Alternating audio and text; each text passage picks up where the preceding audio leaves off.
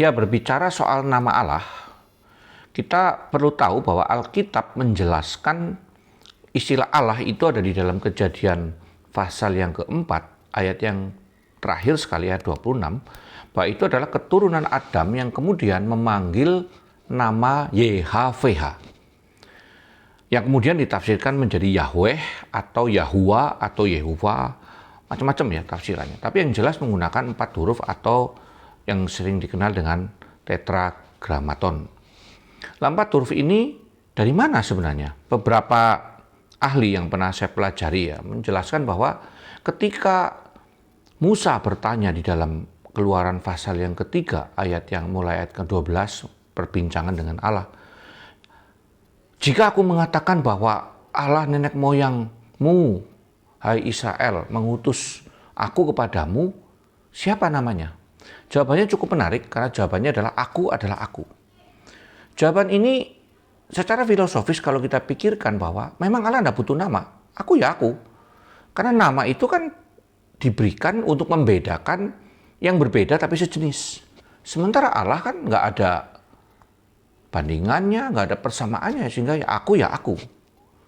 Itu di dalam ayat yang ke-13 atau 14, saya lupa. Di dalam Keluaran pasal yang ketiga. Aku adalah aku.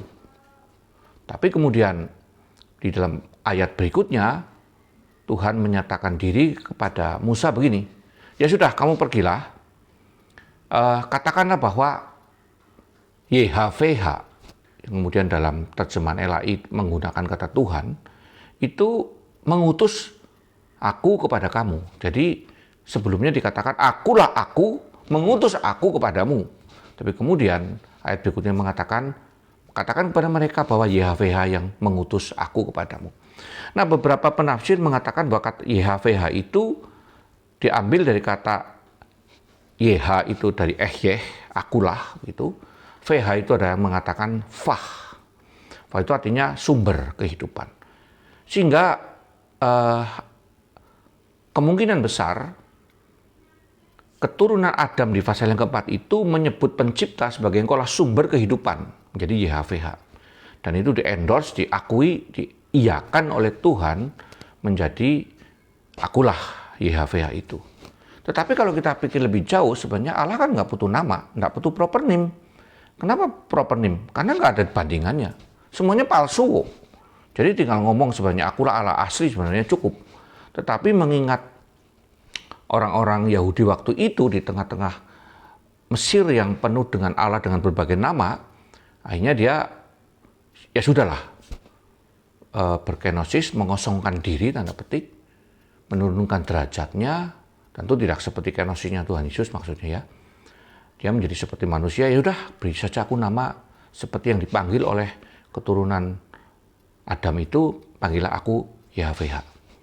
Jadi istilah nama menurut saya nggak perlu dipusingin karena Allah itu merujuk kepada generic name atau nama jabatan, kemudian kata Tuhan itu sering dipakai untuk menggantikan YHWH yang dianggap sebagai nama yang sakral sehingga tidak dipakai secara sembrono atau sembarangan.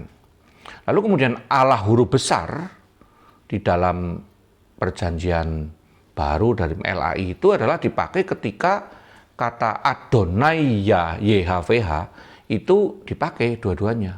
Sehingga kata Adonai tidak mungkin lagi diterjemahkan menjadi Tuhan, sehingga dipakailah Tuhan Allah, pakai L-nya besar semua. Dan itu bukan merujuk kepada nama proper atau nama spesial ya, nama kayak diri seperti saya, tetapi merujuk kepada generik, sebuah sebutan untuk menyebut kehormatan kepada YHWH yang tidak disebutkan dengan sembarangan namanya. Jadi saya kira kita menjelaskan bahwa nama Allah kita adalah YHWH itu baik sekali. Perkara kemudian ada keyakinan lain yang menyebut Allah adalah nama proper, nama diri atau nama pribadi, ya sudah itu mereka. Jadi bagi kita orang Kristen, Allah bagi kita adalah generic name, nama jabatan untuk menyebut Elohim. Jadi bolehlah tetap menjelaskan bahwa YHWH yang seringkali ditafsirkan sebagai Yehova, Yahuwa, dijelaskan begitu, tapi tak usah terlalu lebay, lalu menyesat-nyesatkan yang memakai kata Allah.